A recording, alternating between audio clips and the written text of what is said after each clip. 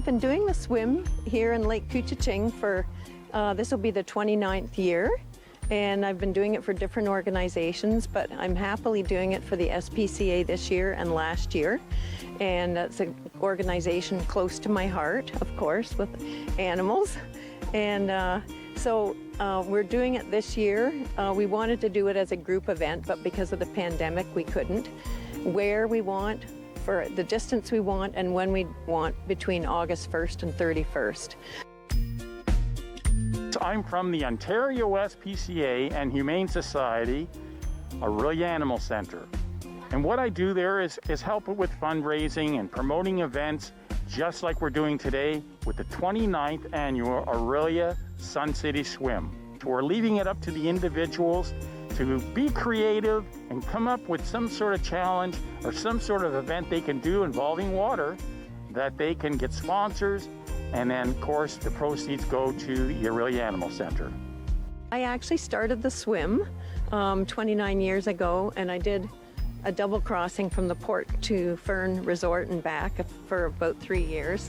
And then I thought it would be great to involve other people and make more money for the organizations that I had swam for during the last several years. So the SPCA was very keen on being the recipient of the funds the last few years. So that's what we're doing it for. I got involved through my friend Brenda. We were friends in grade 9 of high school, and even though we don't even live in the same country anymore, we've maintained our friendship, and over the years it's been great to have something to train for in the summers and to be able to come up here and do the swim.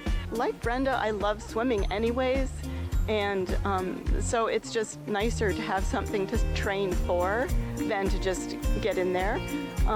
But you can really discover the joy of swimming, especially if the water's not polluted, because then you can see what's on the bottom, and it's actually very interesting to watch the bottom, the fish, the weeds, and the sun, how it shines through the water.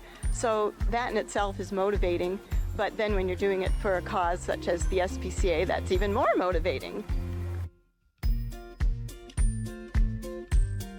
When the pandemic first struck in March, our animals that were at the shelter remained there from at the end of April right up until about 2 weeks ago. So the staff that we had at the shelter never stopped making sure that these animals had the utmost care, and very importantly, enrichment. Enrichment is keeping them active, keeping them socialized, keep them happy. So they got extra love and attention, more than they would ever get. So when our adoptions did come back, where it was very limited contact at all, people came to adopt them, these animals were ready to go into a good home because of the extended care they got while they were at the animal center.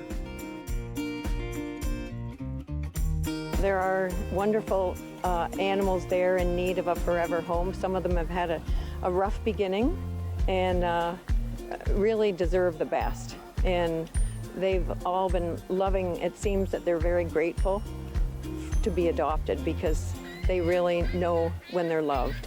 And if you can help a rescue dog as well, that's wonderful, to give them a home.